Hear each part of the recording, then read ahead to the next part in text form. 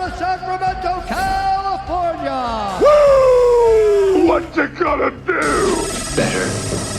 Stronger. Son of a bitch. Faster. Oh, yeah!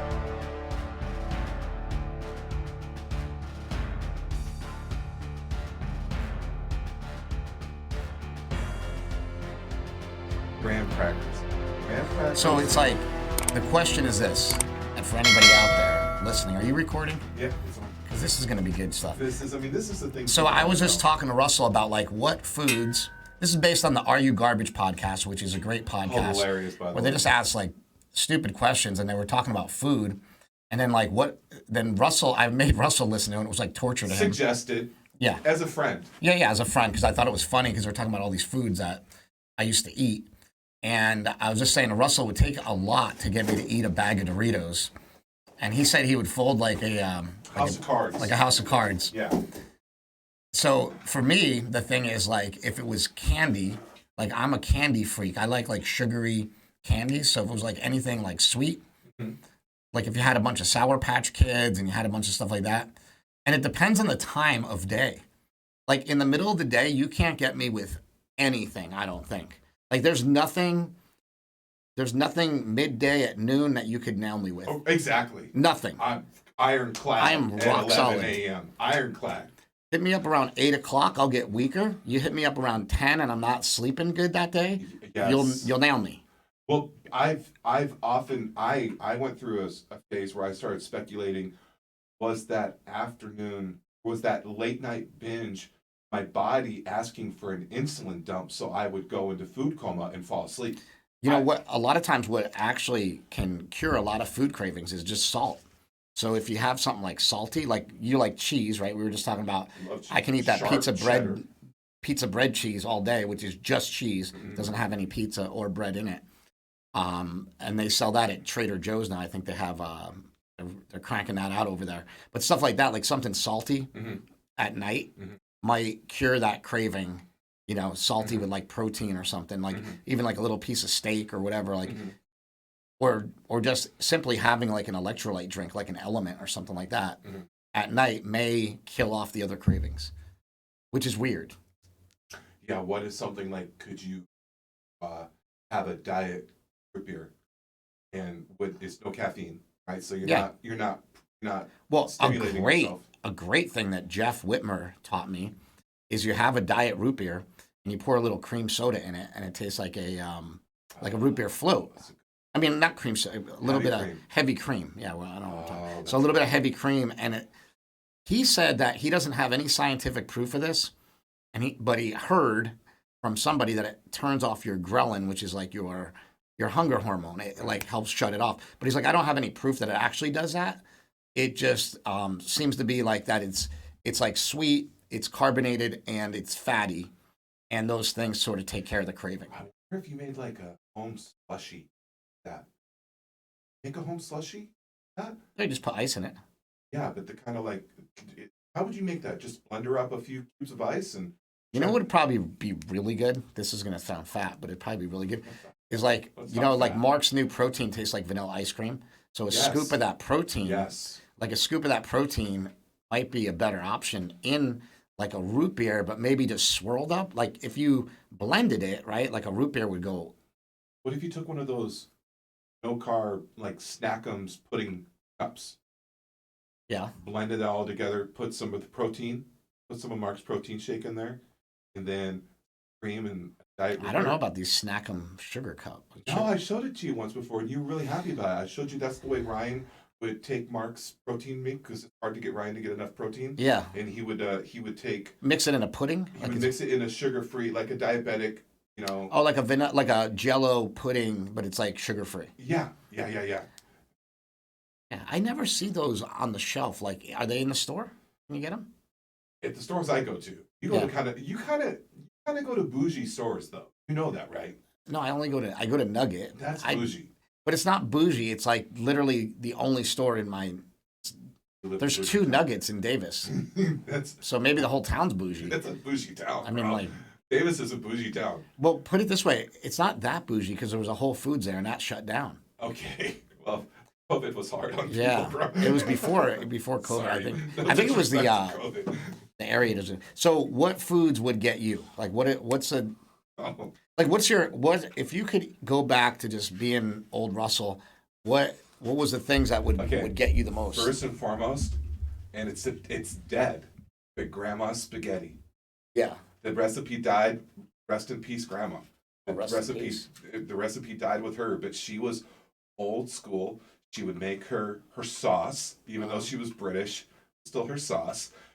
She would make her sauce with tomato paste, straight up tomato paste, like a chunk of cheddar cheese, some whole tomatoes, a little bit of ground beef, and all the right seasonings.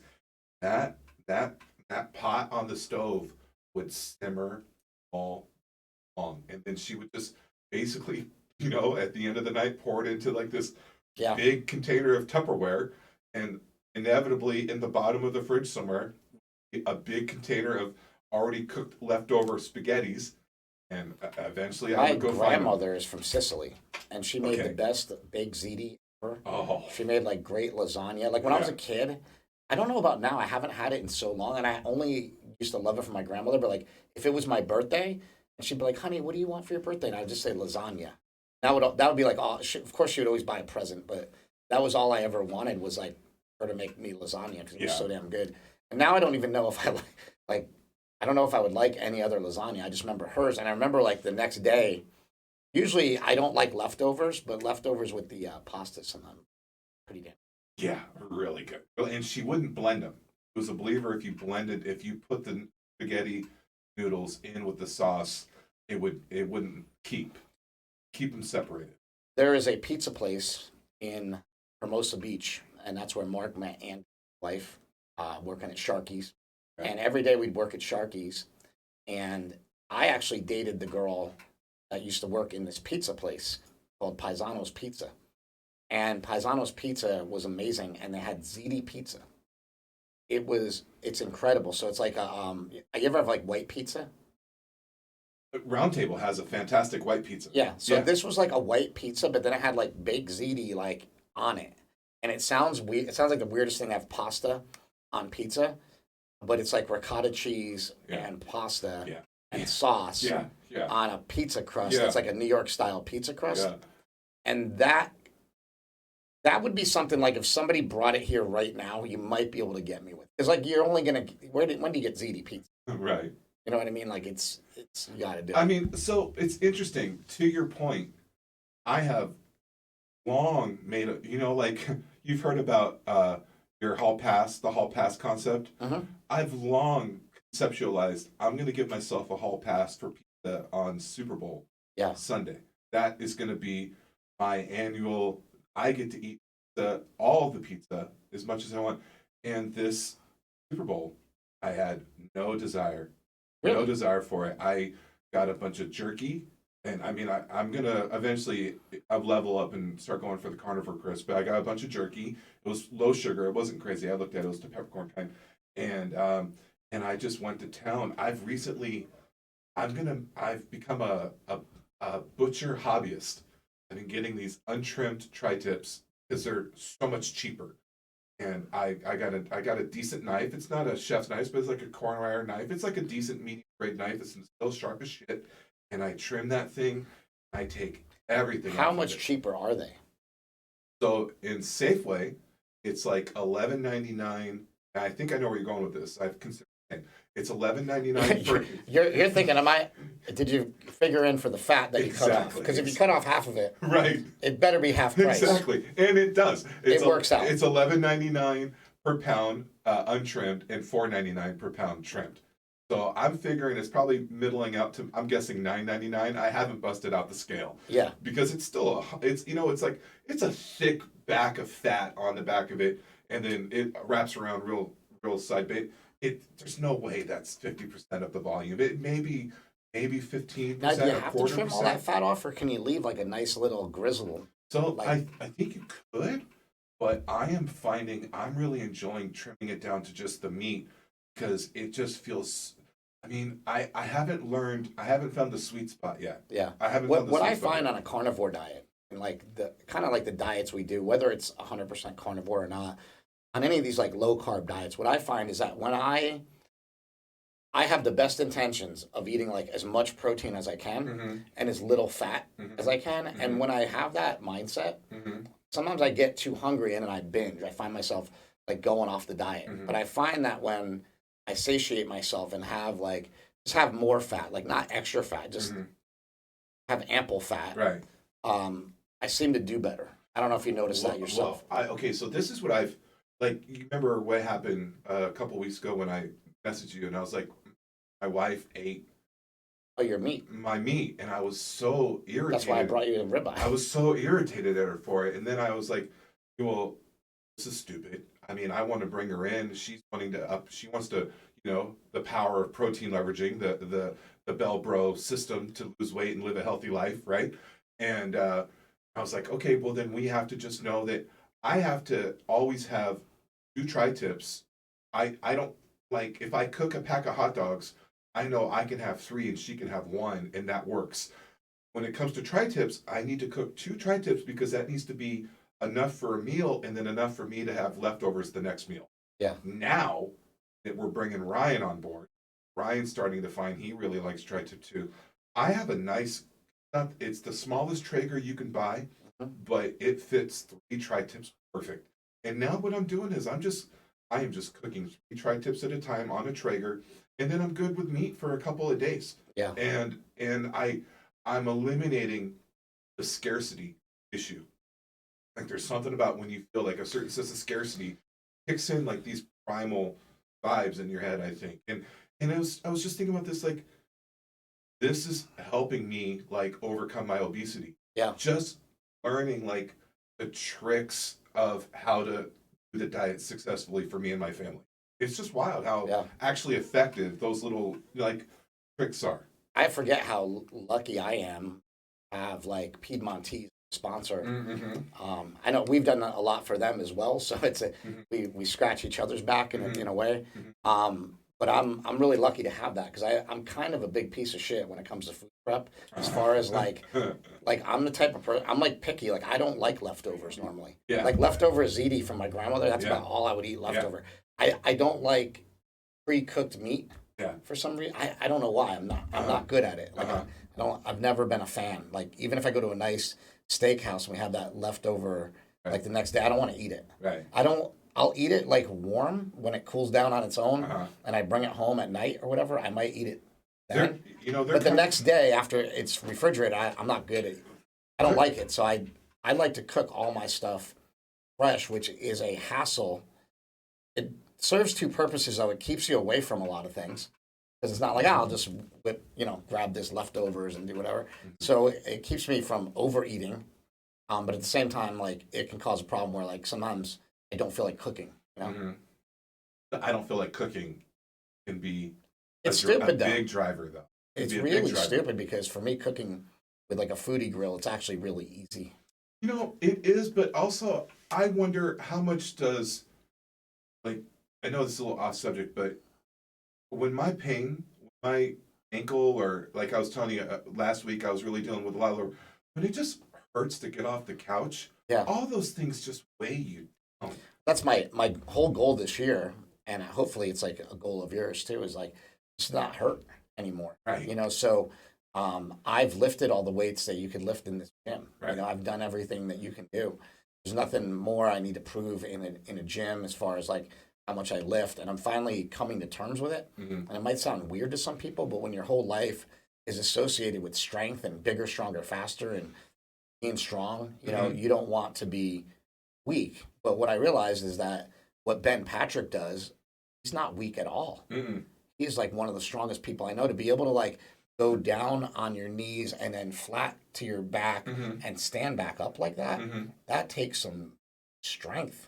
Those teardrop squats that your brother and him sort of worked out with those big, nice, thick inner quad muscles. I mean, they wrap your knee. They make you more, more bulletproof. And also, I mean, this kind of sounds stupid, but kind of look cool. When you got some shorts and you got some teardrops showing out the bottom of your shorts. Yeah, also it's like what, people understand. What are we doing this for? Like we, in all honesty, it's like I love Super Training Gym and I love the crew that we have here and the people that come in and train. Uh-huh.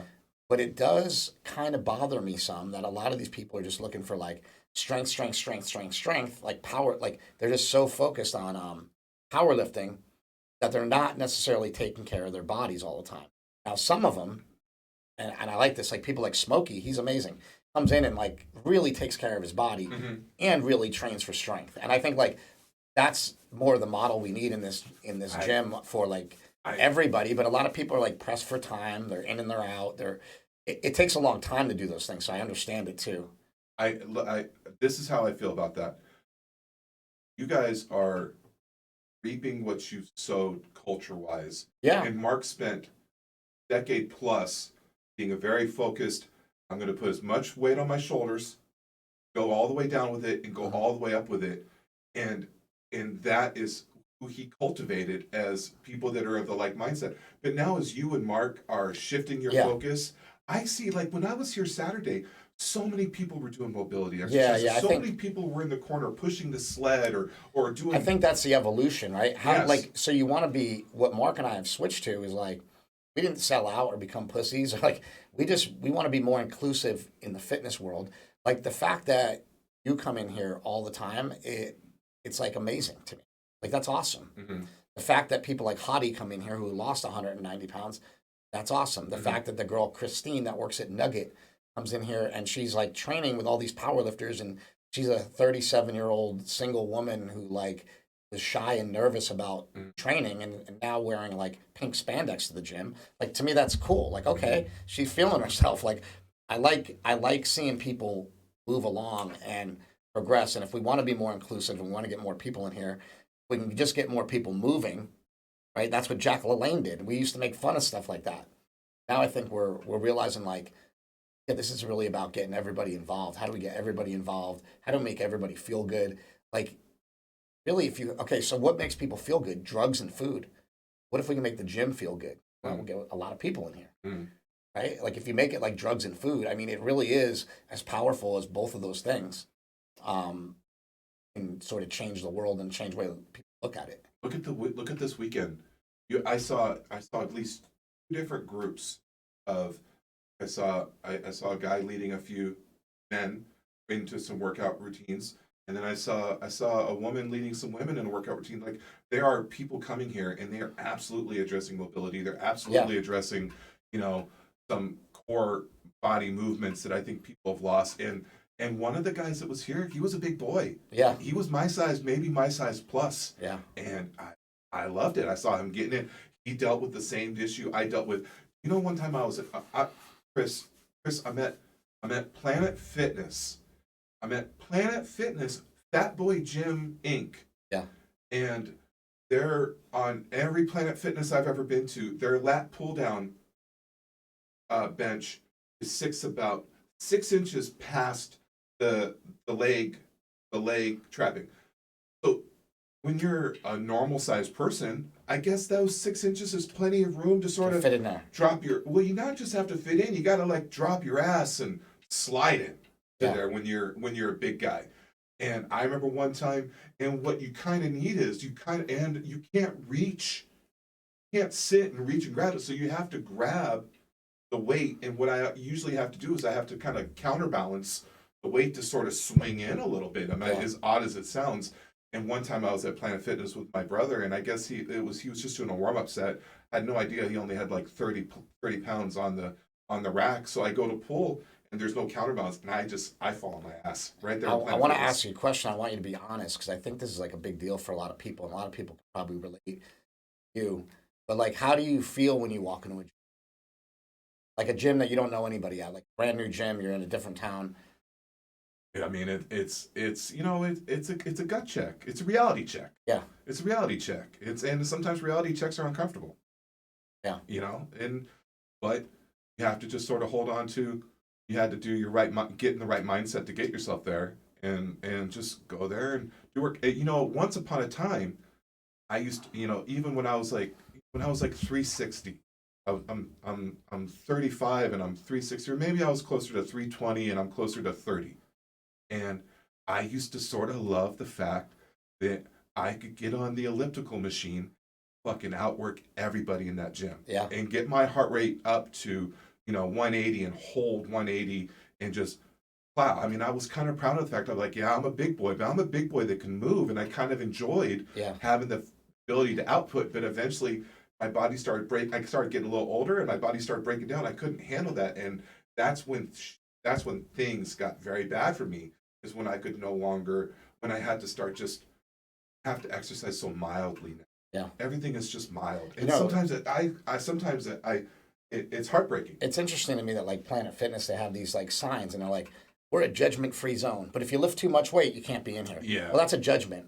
Right. You know what I mean? Like, That's they judge against people like me. But what they don't know is that when people like me are in the gym and I see somebody like you walk in the door, I want to help you. Yeah. If you need it. If you don't need it, I'm not the type of guy that go up and be like, hey, bro, look. But if you need it, like I'd rather get on the treadmill, start chatting with you and tell you about the carnivore diet or tell you about keto or give you some tips that can help you or whatever, right? If I don't know you. So I think the way that people perceive themselves walking into the gym is one thing, and the way that people that know what they're doing and have been in it for a long time, like Mark and I think a lot of the personal trainers that are in the gym and stuff, you're almost looking at it as an opportunity to talk to somebody about their health. So I think we might have a different point of view than people would think. I think, I don't know if you follow Joey Swole. Oh my God, dude. You read my mind. He's a good friend of mine. You read my mind. He seems great. Yeah, and we can have him on the podcast here. I think what he's doing for people. I would love to meet that guy. I think what he's doing for people is great. He's showing people like, we put up some like weak guy, like so-called weak guy doing some exercise where he's like hanging off the bar, and he'll post somebody's TikTok that's making fun of the person, and they'll say, hey, we can do better than that. We don't need to be making fun of people in the gym. Like, of course, it's funny once in a while when you see it's Swole 2 L's. But it is funny when you see somebody in the gym doing something completely irrational, But to make a meme about it and make fun of somebody, like, yeah, we can do better than that. And I've been guilty of, I'm sure like making fun of people here and there back in the day. I don't do it anymore though. It's something that I think I've outgrown years ago, hopefully. Yeah, Joey Swole, like what is he saying? He's trying to get people to like rethink the way they treat other people in the gym and sort of giving shout outs to people that are struggling, which I think is just a really cool thing. And he's jacked. He's had a couple good ones. This one, I watched this one here. I kind of don't want to glamorize her having a breakdown, but I've seen him. Which was the good one with the curl? Someone was mocking someone's curl. I don't know. They might be on his stories too. Like curl one that he had that was really interesting. Is it the TikTok stuff like that? Yeah, he's on TikTok as well. Yeah, I don't know, but yeah, he's basically going on saying like, hey, don't make fun of people, make a difference. If you're at the gym and you're so superior to that person and you know better, go up and tell them what they're doing wrong. So this is called the reverse grip bench press. It's actually an awesome workout if you have a lot of pain when bench pressing. By taking that reverse grip, was somebody making fun of that? Yeah. You're taking a lot of One stress of those, what the hell is he doing off things. that shoulder joint. You'll get a Well, great it's pump actually from a this reverse. exercise. Michael Hearn It's great does to build those. the chest, especially This that is upper this whole chest. guy's whole I've point. seen a Like, lot you of don't- awesome you don't know what you're bodybuilders do talking this. about. I Now, love go to it. Michael Hearn's Hearn's, another guy that loves this. I Greg definitely think you Doucette guys made a should try video this. about this the other What day. you shouldn't do is take videos of people at think, the like, gym to Michael post Hearn on made a social video that media was to like a make joke, fun of them right? for likes. Did you see that? It blows my this mind is the that kind people of the don't part know that better what than he this. does. He kind of Mind your own business. He's on his Be own better little than that. mind your own business campaign where he tells people, hey, you're mocking these guys. You don't know what you're talking about. They're actually doing a very valid, very useful exercise. And by the way, hey, mind your own business. Why are you trying to fat shame If I people? saw Ben Patrick in the gym doing those squats with his knees going like way forward, I'd probably look at this idiot, right? And I'd probably film him and Absolutely. put him on TikTok Yeah. if I was 15 years old. I'd say, look at what this idiot's doing. Or you see people like Joel Seedman. Joel Seedman trains a lot of professional athletes. A lot of people make fun of him and think he doesn't know what he's talking about. He trains a lot of professional athletes. There's something there, right? Mhm. And people like mock him because they say like, oh, like what? He doesn't know what he's doing. Right. But getting a lot of results, right? Hey. So you have to go like, yeah, mind your own business. Shout out to Joey Swole, man. you He's keep out doing there, what you're doing. He's pushing positivity in all the right ways. And it's the kind Okay, of so positivity. go down on O'Hearn. Go Yeah. down on O'Hearn. Go down on O'Hearn. Go down on O'Hearn. Hey, There's a thing where he's doing like a chest fly. Keep going down. Keep going down. It's a video of him doing chest flies with Heath. And Heath. Going down. might be this one. Maybe it is. This might be it. Hold on, click it. Yep, this is it, I believe. Oh, that's Doug Fruchet in the background. Professional bodybuilder, friend of mine, friend of Smelly's. He's a great dude. A fly, and we take it out as an incline dumbbell fly, but Here we it's not go. chest in. Here's O'Hearn. Because now the bike And so he's saying, like, this is the best way to get jacked, right? And it's a video because he's trolling people. Like, obviously, like, that doesn't put enough pressure on the muscle. And as you finish Greg the Doucette rep, made a video where he got all mad about it. He's like, you know, most people aren't going to scroll down to see that in the comments that it's a joke. Right. I mean, to me, people have the right to put whatever they want up on the internet. And if Mike O'Hearn wants to troll people, I mean, like, part of the beauty of Mike O'Hearn is that the whole thing is a big troll anyway. Like, Mr. Natural, like, I'm natural, I'm 50, everything's, you know, Right. 100% natty. Like, the whole thing's a troll. Right. So who cares if he makes a troll video? I don't care. Like, let's just say I don't think that it's anything to make a video. But he does influence a lot of people, so I do get why. I can always see both sides. Hard to argue with because I can always see the other person's angle. That might be why we get along. We don't like to get too deep in any one dogma, and I like to look at things from both sides. I'm never both feet in any one camp. A lot of times we bring something up, and like you'll be arguing one side just to be like devil's advocate, like you know what I mean? Like not even like you're like I don't really feel this way, but blah blah, and then you start thinking about oh yeah, there is another side to that, right? But anyway, you know, it's hard for me to make films because I can see the other side also. It's hard for me to, and like I've even gone more and more into this. Like when I had this revelation when I was making A Leaf of Faith. Like, you know, people like you because they always say like your documentaries are down the middle. There's no way that this is down the middle. You're totally an advocate for Kratom, you know? And so I started going more on the other side. I was actually trying to find people that were addicted to Kratom. I was trying to find all sorts of things. And at the time, it was really, really hard to find. I would find people on Reddit and I'd say, well, can I come interview you? And they're like, no, I don't want to be on camera or whatever. And so I think a lot of them were like even fake, were people that like want to get Kratom banned. So they go on forums and they fake that they're addicted to it and crazy stuff like that. So it's even hard to make films when you can, you know, see the other side of things. Like I have a film that I'm working on now called Meatheads about meat. And there needs to be like, I need to be right about things. I can't just be like, oh yeah, meat's fine. It's fine for the planet. It's like, it's great. Don't worry about it. Like I can't do that. So when the vegans come out and they have all these arguments and all their arguments are very well laid out, I just have to make sure to lay out, you know, my argument in a way that doesn't ignore all the other things that they're saying. Otherwise, you don't really have a good argument. You know, like you have to be able to say like, oh, well, this is actually false. This is actually what happens. Are you getting ready? I mean, like, has anyone told you, and are you getting ready for what's coming? You're going to get attacked for this one. It happens on everything. It's interesting when I did a movie like Prescription Thugs, there were some like articles written about it that were like supporting big pharma. You know, like that's who pays people's bills. But you know, like nobody ever came after me or tried to kill me or anything. And you know, this meat one, what's interesting is like I don't think a lot of people know that this stuff is going on. I don't think a lot of people know what's going on behind the scenes with production and trying to get, you know, people are trying to really get us to eat fake meat. And when, you know, 3 years ago, I remember listening to Robb Wolf. He was talking about censorship. And he's like, a couple of years from now, you won't be able to go on Twitter and say things. They're going to ban it. You're not, and I'm going like, this guy's like, what a wacko. We're like, Robb Wolf, I love you, but you're going off the deep end. Everything he said came true. Everything. Yeah. Because he said, hey, I'm taking my podcast off of the podcast thing. I'm just going to run my own website on my own server, have my own information. I'm not going to like let anybody censor me. And he did that a couple years ago. I'm like, man, good luck. You're going to lose all your followers. Unfortunately. Well, now he has this healthy rebellion thing, and it's cranking. Oh, has And he it's built all up like something? underground. By like I love that. I love when people do stuff like that. It's all like underground on his own. It's just like you were talking about with that podcast. Oh, the one that people are producers of. Who's Oh it? yeah. Adam Curry, No Agenda. No Agenda. I am so conditioned, not conditioned, but preferenced.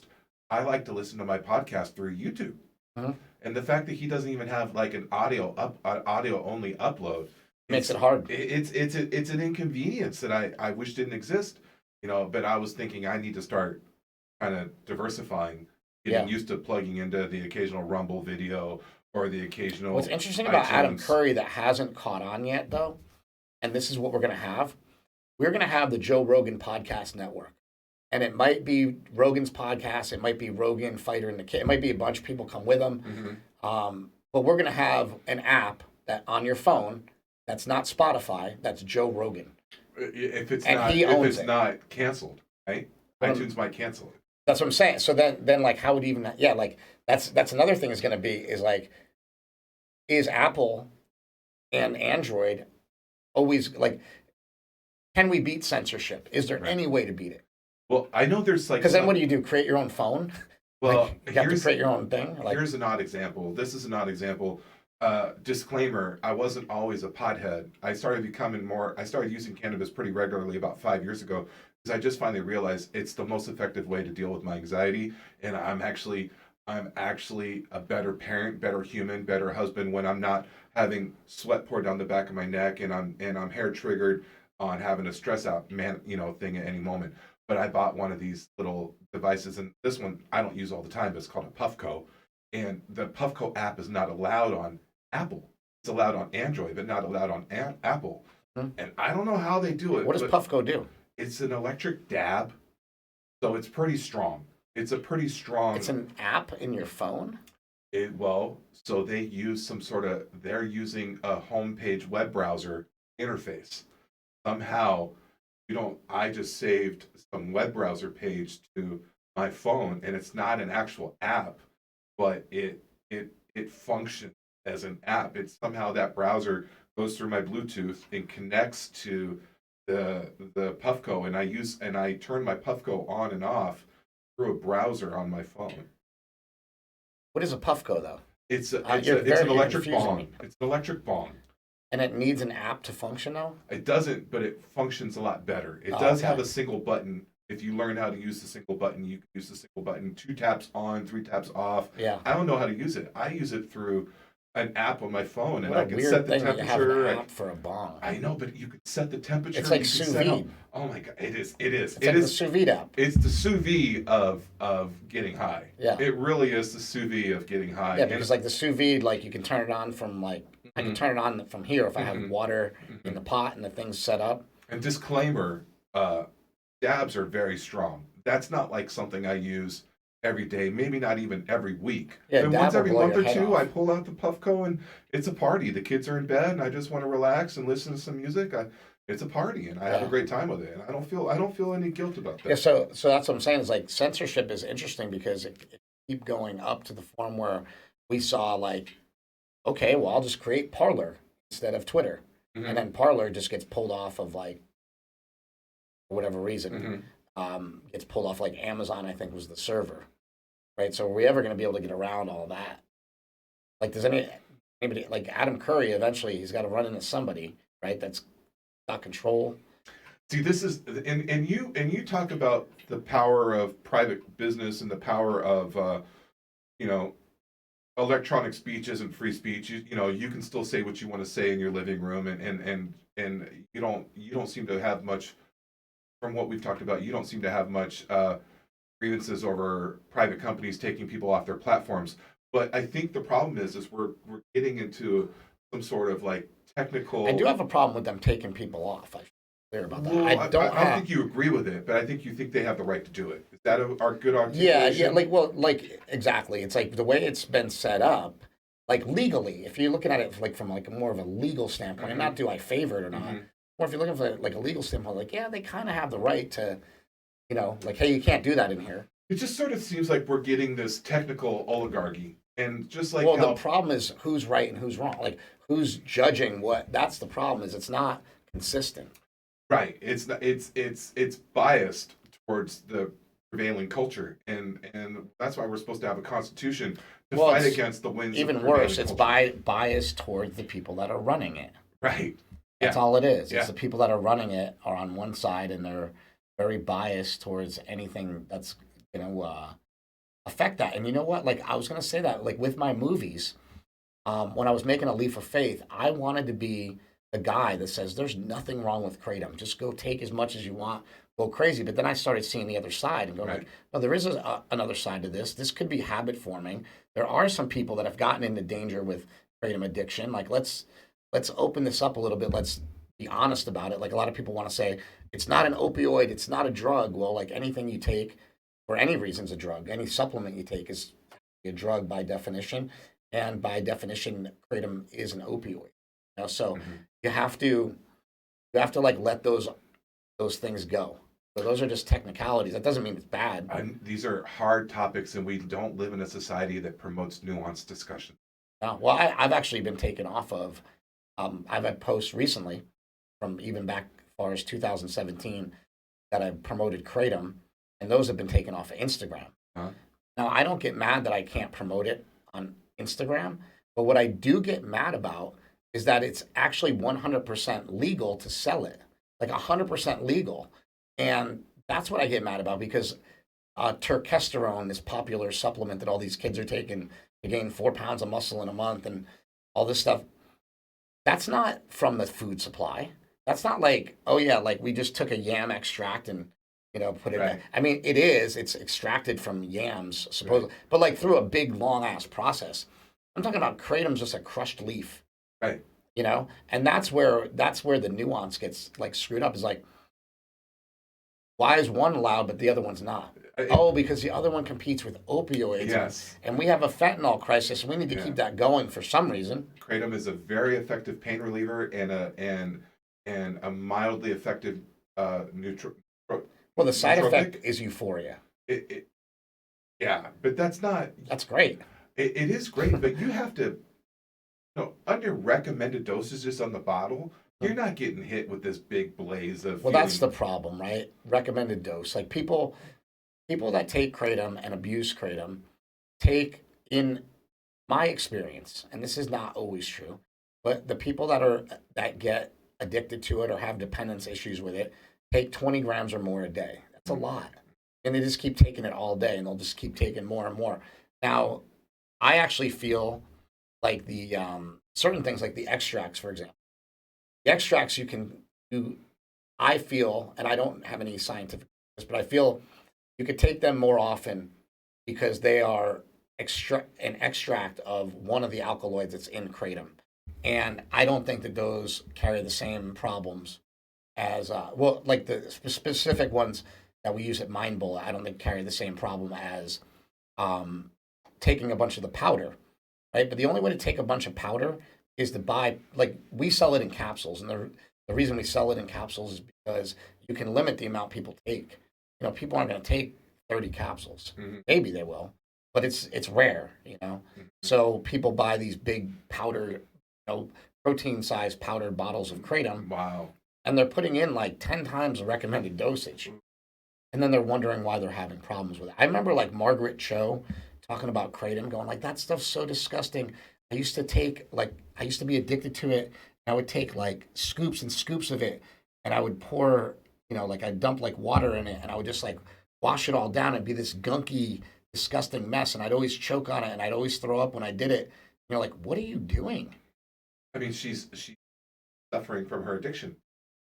But you're like, what are you doing? Like, no judgment. Yeah, you're making this big, clumpy, disgusting green mess in a container, and you're drinking it, and you're blaming me because it's like, okay, because I promote it or whatever. Like that's the things that. So I kind of have a painful memories of being a kid. I mean, a kid like 8, 6, 5, younger, and being what I would say dragged to AA meetings. Mm-hmm. And I'm just seeing people hammer cigarettes and hammer coffee, and then me having to pretend to be comfortable there listening to adults have adult conversations. Talk about their addictions. Yeah. And I mean, hammering coffee, hammering cigarettes, I can't imagine how hard it would be not want to hammer something like powdered kratom if you've got some, if you got some chemical dependencies that you're trying to cope with. Yeah. And you're, medicating, self-medication issues, right? And I'm not condoning it, but I'm also saying I can have empathy and sort of understand why that might be a problem for some. Yeah. But that doesn't mean that me or my wife can't responsibly utilize some kratom because our ankles are a little sore that moment. You know what I mean? Your wife's a nurse and on her feet all day at the hospital helping other people. And what if she doesn't want to ruin her liver and kidneys by taking ibuprofen and acetaminophen? In the and army, she's like, I just want to take something that's natural and it'll help me be nicer to my patients and help keep me on my feet. Like, what's the big deal? my buddy in the army would crank about 8 Advils a day, and we didn't know what that meant. We Yeah. didn't know, and I think it might have been even more. And he had sore ankles and sore knees because he played football in college, and he was 25 and already half busted up, and he just crank Advils. A little bit of kratom back then. I don't even know if you're allowed to take it in the military. Maybe you are, maybe you aren't. Yeah, some people have what's called hyperanalgesia. And what happens is, like, after a while, they keep taking all these pills, and it's like blocking the COX. It's called a COX inhibitor, COX. And what happens is your body gets so used to having like the painkiller in your system that it's like it actually maybe produces more pain. Like you're in more pain because you're taking stuff. And so, like, Rogan tells this story of a friend of his that it happened to. I think it might have been Cam Hanes or something. And he's like, Yes. You got to stop taking all that Advil and shit. Right. And he didn't switch to Kratom or anything. He just stopped taking it. And he came to Rogan and he's like, dude, nothing hurts anymore. Right. And he's like, what'd you do different? He's like, I stopped taking the Advil every And day. that was off of the advice of Dr. Rhonda Patrick, right? Yeah, She because was it for that causes, advice? because here's what happens. It causes systemic inflammation. So while your body might reduce acute inflammation like in your knee because you took Advil, it's producing this inflammation in your body that's like even more painful, like overall, I guess. Like you just feel achy and shitty. And so yeah, hyperanalgesia, it's like from doing too much of a good thing, I guess. I'll tell you, when I haven't had any kratom today. I don't take kratom every day, but when I need it, and when I went a little too hard at the gym, a little too stiff, a little too sore, was that first, like a few weeks ago, I was taking it every day. I took it every day for a couple of weeks because I was just, and I would wake up and my ankles were so inflamed. I was so tight. I couldn't walk right until my kratom kicked in. But as I was telling you, I went a little light this week, trying to let everything heal. That thing in my lower back is all but gone. My knees are feeling good. My heels always hurt a little bit. My feet always hurt a little bit. I'm not saying there's not any pain, but it's manageable without the assistance of medication. But when I need pain reliever, I mean, no kidding, kratom's a godsend to me. Yeah. It's a godsend to me. Yeah. I've never had anything more effective. Yeah, And I to think know I'm not crushing Advil or not getting hooked on a big other stuff. problem is the fact that people have, and I don't recommend it for this ever. People have used it to kill the effects of an opioid withdrawal. So they're taking opioids and they want to get off, and they use kratom to basically transition, right? And I think because of that, it's got this like miraculous way of doing that. Like because it can do that, it's gotten such a bad rap where, it's replacing one drug for another. In a way, it kind of is. But I do see it as, for opioid addicts, I just see it as harm reduction. Eventually, opioids will kill you. I have a really interesting case that I'm working on right now. I'm trying to actually get an autopsy. So I got an email from a girl. She just basically, it just said, fuck you. It said, hey, my mother, died from a kratom overdose.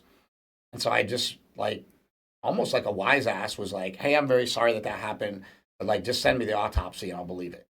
And then she comes back. Here you go, buddy. Wow. It wasn't an autopsy. It was the death certificate. On the death certificate, it does say metragenine overdose, which is kratom. So I'm looking into it a lot more because I want to do a whole podcast on it. If first of all, if it's true, she doesn't necessarily know if it's true because it's what the doctors told her, right? And they found and so this woman was going to a kratom bar in Florida, and so there was no other drugs found in her system. But I'm skeptical because she died of a respiratory depression. She stopped breathing. I think the place in Florida, which this is not above happening, may have had stuff that was laced like that with something kava else. stuff. What about that kava stuff? They didn't find any of that. No, Don't well, it those said bars that usually have as kava far as I too? know, I'm awaiting autopsy to to get the full autopsy to see because I would even go as far as doing a YouTube video or going to interview the doctor and talk to the doctor and say, is this like the first legitimate death from kratom? Because if it is, I don't want that happening to anybody, but it doesn't seem like right now with the information I have, it seems like maybe they missed something. And I know because I'm obsessed with 48 Hours, 2020, and Dateline.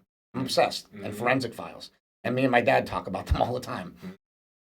It's like whenever I see my dad, hey, did you see the new Forensic File? Like how they solved that case? And there's just a lot of autopsies and a lot of death reports, a lot of things that are wrong. You can just look at Jeffrey Epstein, his autopsy, and a lot of people just don't believe it. Right. So I'm not saying this seems like this is not a high profile case like that. I don't expect any misinformation due to anything like that. But no conspiracies. No conspiracies. That's exactly. But maybe laziness. Maybe the easy route. Oh, she was taking this. Okay, that's what killed her.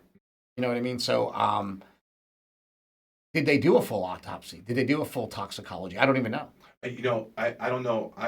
And again, I don't want to trivialize for woman or her daughter or family, but there is a kava bar near my home. It'd be curious one day to go out with you and you kind of being an expert in and that. See what's going and on. kind of see what they're doing behind the counters. So I should say this girl who reached out to me and said, fuck you in the beginning, she's actually awesome.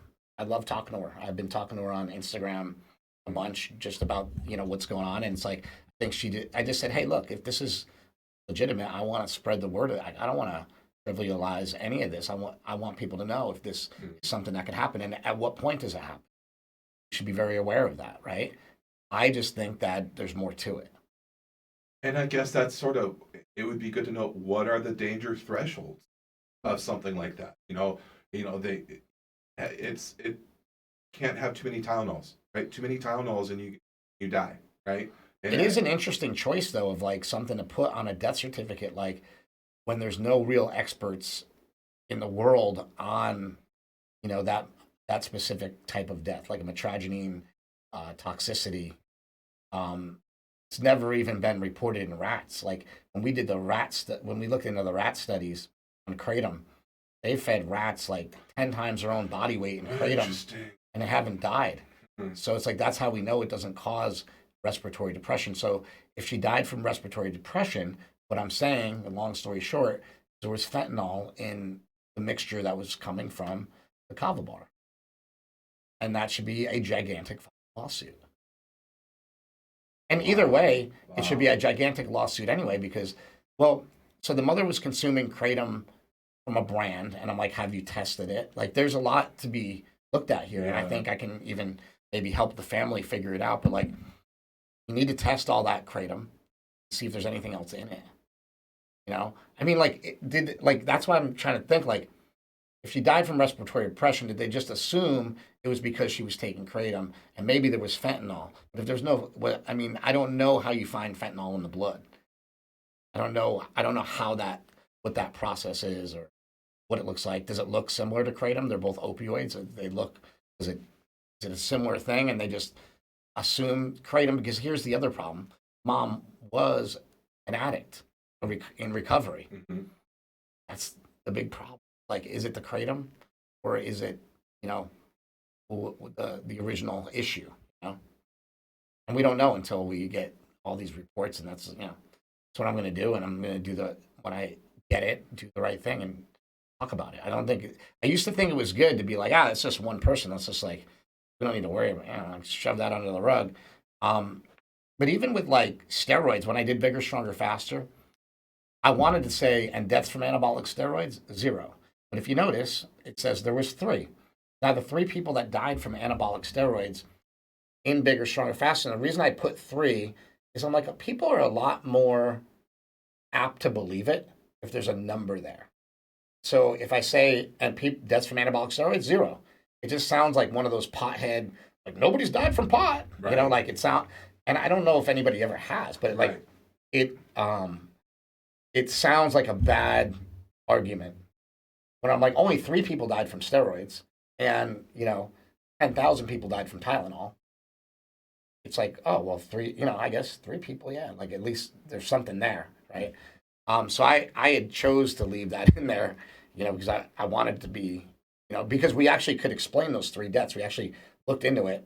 One of the people was like 85 years old, and they supposedly died from like testosterone injection.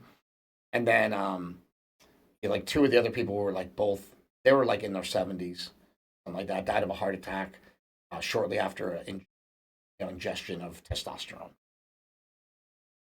So it's interesting, right? You're like, did they die from steroids? Or were steroids just happen to be present? They're on the scene. Yeah. They died from the toothbrush It's like toothpaste they cholesterol. used that morning? Or did they just happen to use... Like your the cholesterol argument. A lot of people argue that cholesterol is actually good for us, the building block of testosterone. And that cholesterol is the fireman coming to the scene, but it doesn't, not the fire. Oh. You know what I mean? Yes. Like it's coming to patch things up, but it's not the inflammation and all the shit you've been eating. The reason why. How long has that been a prevailing theory? Kind of a long time. That just doesn't get the noise. Cholesterol is interesting. It's something that we should definitely get more into, but cholesterol is interesting because I don't think anybody really knows yet. There's too much argument about when I went in and got my blood work done recently, my HDL was like in the 90s, which is unheard of. Like that's good. It could be too high, right? Like your HDL is your so-called good cholesterol. That was good, but my LDL was also high. And was my LDL high because I just ate meat? I just ate some eggs. I had eggs the day before. It goes up and down so much. It's really, really. I think it's really hard to tell. But I do think that they are not markers to be ignored by any means. I think the way that people should look at them is like, do you eat a really healthy diet? And if you do, you probably shouldn't be so concerned with it. Don't eat a healthy diet. You should be concerned with like getting onto a healthy diet, or at least, understanding what can, Is LDL the dangerous one? what's really dangerous, in my opinion, is triglycerides. Triglycerides is that amount of fat in your blood, and that comes from eating carbohydrates. So I've been on TRT for how long now? About 6 6 months. Total cholesterol 178. Below 200, they consider that like good, but it's still probably like some people would say it's high. Probably, Okay. I think that's good though, HDL 38. and that might be a little bit on the low end. You might want that around like 50, but I still think that's pretty that's pretty average, right? Like it's not Yeah, low. 40 is their threshold. Is that a little bit low then? Yeah, 38 Okay, so below 40. yeah, so I was gonna say you want that above 40 probably. Triglycerides, their threshold they say is below 150, and I'm at 125. Okay, And that could be better. but it's. I could pull up my old blood work from. Under 135 is actually really good. I will tell so you. you're actually in a really good range, but that could still be better. On my Kaiser app, I have old cholesterol, so I could show you after, just if you're curious. It could have been Way higher. easily Way eating higher. something off the day before. You know Well- what I mean? Like your triglycerides aren't that high. Under my old, mostly drive-through diet, my triglycerides were way higher. Yeah, way like higher. 300. Probably close, right? Yeah. So this is, since I've sort of adopted this, protein leveraging. No, honestly, for you, that's a great number. And Like then a great number. And then the LDL 116. So So I've had my triglycerides be, right at like 135. And I've also had them be at like 37, like the last time I got tested. So my LDL was high, but my triglycerides were super low. Now, Dave Feldman is a friend of mine. He would call that a lean mass hyperresponder. We had this guy, Nick Hebert, on the podcast with Mark when I did the cholesterol podcast. And Nick says that, like, Dave Feldman's full of shit, that, like, the lean mass hyperresponder, which is somebody like Mark and I, seems like, I think Dave Feldman's onto something. But then again, I don't know enough about it to argue with these guys. Dave Feldman's basically saying, look, if your triglycerides are low and your HDL is fairly high, above 40, and your LDL is high, you're what's called a lean mass hyperresponder, which means like you're not in line to have a heart attack. Is basically so that's good for me. You're in a good spot, right? Yeah. Lean mass hyperresponder. But if that theory is full of shit, then it's not so great. But it's also not so bad because you're not like way off. And I want to say this too. Dr. Whitmer, if I'm misquoting you or misrepresenting what you were telling me, I apologize. But I'm pretty sure Dr. Whitmer was telling me that estrogen's really good for anti-heart attack, I don't want to say anti-stroke. I just like to say extra words. But I think I remember him saying like to fight heart attacks and because I'm a beta bitch no matter what I do. My estrogen's really high right now. Yeah. And I wonder if that's pulling those numbers down. Yeah, you don't want it to be really high. The other thing is like you don't really want to be on estrogen blockers necessarily because they are bad for your heart valves. But if you needed it, then it might be better. Is that estradiol? Estradiol? I'm not sure. I mean, I am not an expert in that field. I used to like to pretend I was an expert in these kind of things, and now I just leave it to the experts and let them argue. And I just sort of go with my best guess. My best guess on this is that if you're eating meat, like I eat meat every day, and I eat lean meat every day, and I eat vegetables and I eat fruit, and I eat, things that are usually like low carb, low glycemic. I mean, I do my best every day, every single day. And if that's not good enough and I die from it, then so be it. But I have a feeling that it's better than 99% of the people in the world. So I'm not too concerned about it.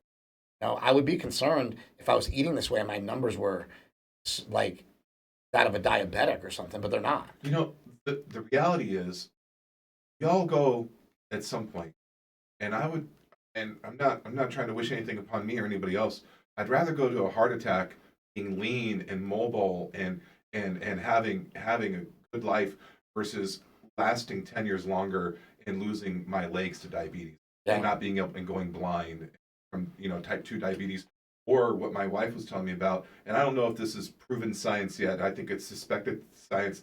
Type 3 diabetes they're associating with Alzheimer's. Yeah, Alzheimer's. So I mean, if I had to pick one, I mean, lean, moving, having a good life. I mean, obesity is. I'm telling you from personal experience, obesity fucking sucks. Yeah. I don't understand this people thinking that, maybe there's this younger, young adults that haven't ruined their joints yet, that haven't, missed out on some life opportunities because they're old and broken, or they're dealing with diabetes or dealing with the side effects. I don't know any fat people that are happy about it. Yeah. I've met one person, and he's been public. Gormy goes keto. At some point, if I was to articulate it, it felt like he had just become so hopeless in ever losing his obesity. Kind of felt like he had to embrace it, to just not be miserable in his existence. Maybe that's part of it. Yeah. Maybe these kids have been so conditioned from being fat as young adults. And honestly think this. And it could be something to do with insulin resistance, but I think it's deeper. And I don't know. This is just a dumb theory from a dumb kid from Poughkeepsie. I think people get to a point where they become like broken, like their metabolism becomes broken. I don't know. Syndrome. Yeah, it basically is, but it's sort of like that's kind of unexplained. Like they explain it away as like a bunch of different diseases, but like something happens. Like something happened to my mom that clicked in my mom where she wasn't that heavy when we were like little kids. She wasn't that heavy, and then she just started blowing up and blowing up and blowing up. And then she had to go through extreme periods of, like, I know for her it was like torture when she was on that keto diet. She didn't want to do that. She didn't have fun doing that. It wasn't exciting. It was like, fuck, I got to do this, and like, she also, my mom would eat bad, but she didn't eat that much, like, that I saw. And maybe she ate a lot, like, at home at night and stuff like that. But it's something was wrong. You know what I mean? Like, I see people, I don't know. I see people, like, when I'm out and about, and I'm just like, there's something wrong. It's not normal. They didn't eat 10 times the amount of everybody else. Like, I know how much food people eat.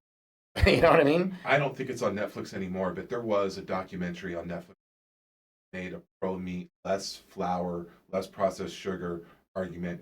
And it talked, and I know just enough of the word salad to sound stupid. So understood. I'm going to sound stupid right now. Yeah. But it talked about your blood-brain barrier and how the fatter you get, the more your base insulin level in your body is.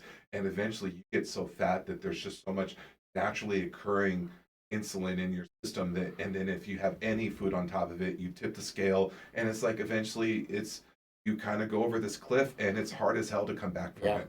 I don't know how true that is, but at the same time, we know that, like, people can fast for a long time, lose a lot of weight, and like, I've had crazy thoughts about things like, well, rather than, like, would it be safer? And this is going to sound crazy because I don't know anything about it, but would it be safer to put somebody in, like, an induced coma for like a month and fast them through it?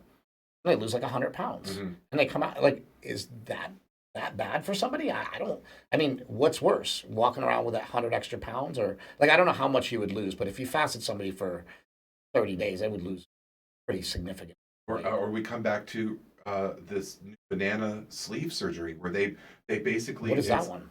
So it's the newest way they're doing it, and what seems to be the less evasive. Basically, all they do is they instead of shortening your intestines or putting a ring or a valve on your stomach, what they basically do is they take your football-shaped stomach and sew it together so it's only a banana shape.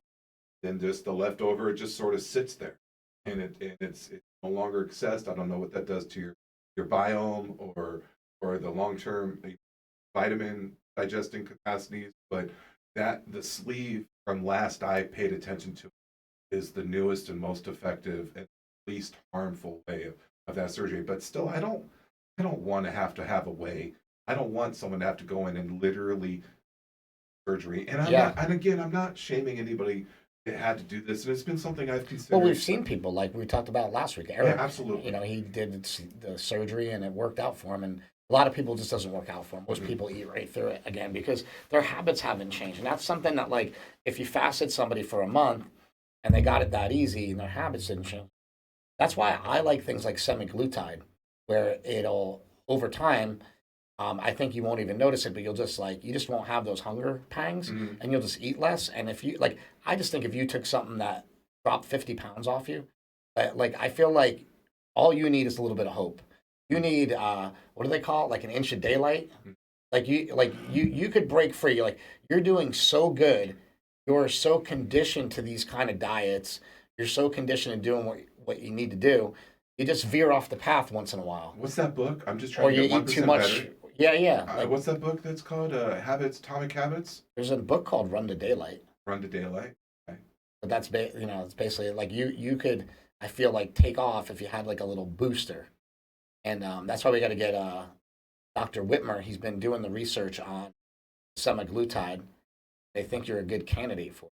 Got to get him informed. Yeah, and a status report. I haven't been on the scale in about a week, but my lifestyle, no binges, eating, really, like, putting it together. You were like 470 last time. 474 last time I got on the scale. So, like I said, semaglutide, people have been losing on average like 57 pounds. So, like, say you lose, like, if you lost 50 pounds and you're like 420, like, how good would that feel? Okay, well, I'm fucking getting somewhere. But I even think that most people using semaglutide, they're not doing near what you do. They're not in the gym working out, and they're not eating like a carnivore-ish diet.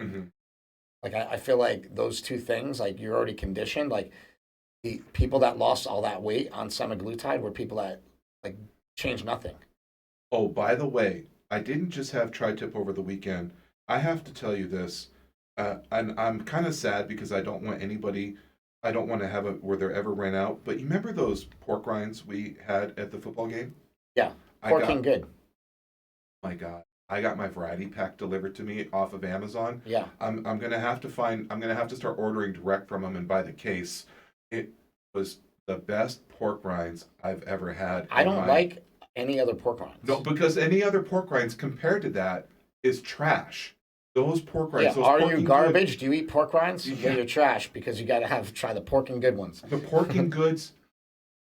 Bless these people. They're so my kid loved them. My wife loved them. We tried the white cheddar. We tried the sour cream. I mean, like if your chips no longer need to exist in the buddy. No, you can throw those household. in your kids like lunch for like the little bags. They're for, incredible. Whatever. Like, okay, cool. I got a little nacho cheese. Then you don't have to eat Doritos, and they don't notice that it's different. They taste good. They don't taste like you're compromising. No, and they have some protein and fat in them. Yeah, incredible. I think they even have more protein than fat, don't they? Look up pork and good. Let's see the stats on them. I think they're fried in their own pork fat. Oh, look at those hot ones, super hot. We got to try those. Did you get the super hots? I got sour cream, pink vinegar, white cheddar, nacho cheddar, Pepperoni. pepperoni pizza, and that's it. And What is the that's next one over? What's the SA? Salted butter. Ooh. And then diced pickle. Dill pickle. Dill pickle. Yeah, Diced not pickle. diced. Probably not diced. Andrew Probably not diced diced pickle. Hush. And then smoky jalapeno and cheese. Unbelievable. I'm going to create an account and start ordering. Okay, wait, and then go down. And, okay, so they also have. Oh, so this is the good stuff right here. Oh, that's what I need. This is the good stuff right Can here. you order that? I'm going to. Yeah, I'm going. Not right now. How much is that? $35.99. I just need that. Can you order just the vinegar? Just the solo. Just the which one? The salt and vinegar? Question. Can you get them individually? Oh, no. I don't. Yeah. Go on the pork seasonings. Boom. Now, is there salt and vinegar? Yeah. $99, $8.95. That's ranch. Yeah, I'm sure it's here somewhere. There you go. Click that one. Yeah. How much? $8.95. Can you order me when you order yours? Can you just order one of those? Absolutely. Just throw it in there. Yeah, absolutely.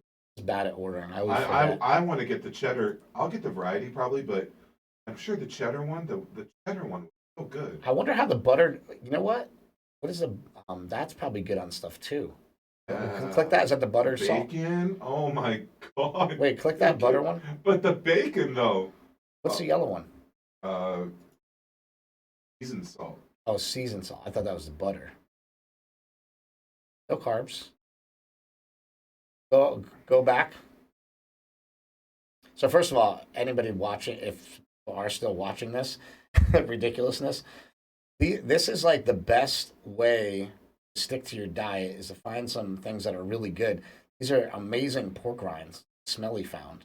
Yeah. Now he's in cahoots with the company. I think he's probably going to own it in a minute. As he should be. He should be.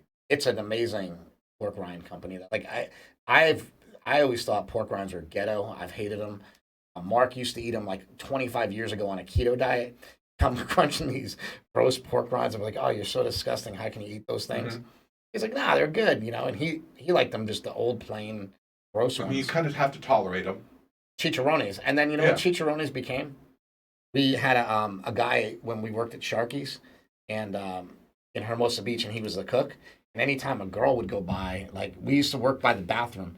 The bathroom was by the kitchen. Figure Sharky's is a dump, right? Mm. Bathroom's right by the kitchen. So we would sit up like in our post where you'd like look out at the crowd and you'd see all the girls and everything. And anytime a girl with big boobs would come by the cooks, they would go chicharrones. I don't know how it started. I think it started with me and Mark, like saying it to the guys. They would always like signal like, oh, that girl's got big boobs. And then Mark and I started going chicharrones. Cans. Yeah, but they were called. So that's what in our head chicharrones are. Fun bags. Are big boobs. Yeah, chicharrones. Me and my buddy, shout out Lance, I love you. Our childhood. Remember Dances with Wolves? Yeah. He called large breast Tatankas buffalo. Tatankas. You know, is that what a Tatanka is? I think it's buffalo. Isn't Because that from Dances with Tatanka, Wolves? this is going to sound ridiculous. Tatanka, go on YouTube, pull this up. Tatanka was a wrestler. Something went wrong. No, that's not. You know, I have a I friend. don't do that here at work. I have a friend that this is so embarrassing. I have a friend who was like so obsessed with porn. White guy. Thought he was like a great basketball player. He was obsessed with porn, ebony porn, and he broke the computers at Gold's Gym.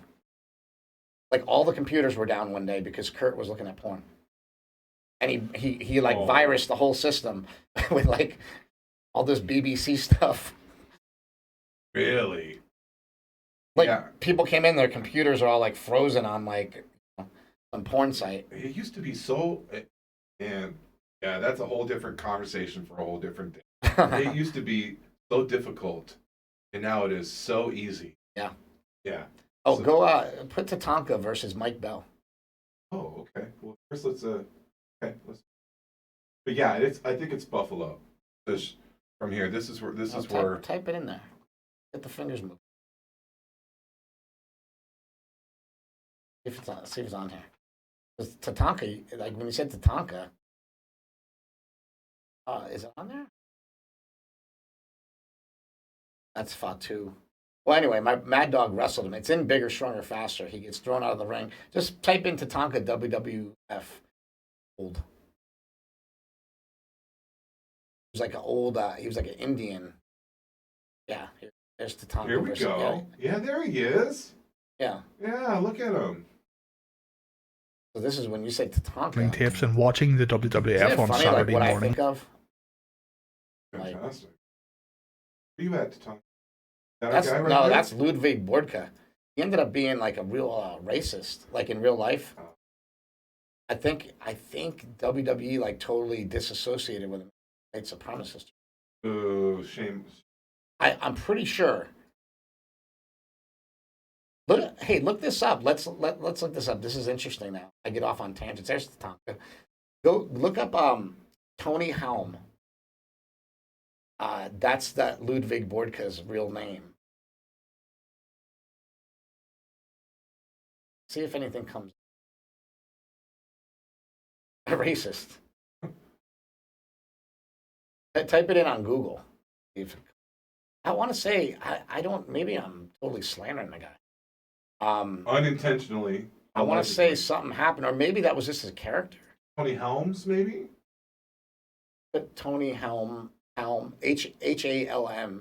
Ludwig Borka, It's a Real Shocking Life of Tony Helm. Now click on him. He was a racist. It's the first thing it says. Go back. Well, that's the article, but see, he was a racist, a homophobe, and an obstacle to his own success. So yeah, Ludwig Bordka, he was WWE. And on that note, On that note, we should probably get out of here, we right? probably should get out of here. I gotta go get my kid. Before this explodes. This whole Oh thing's my gonna God. explode. We just started recording for fun, but see, it works. Yeah, this is great, man. I had fun, man. It was fun. All right, guys, we'll see you later if anybody's still paying attention. Bye.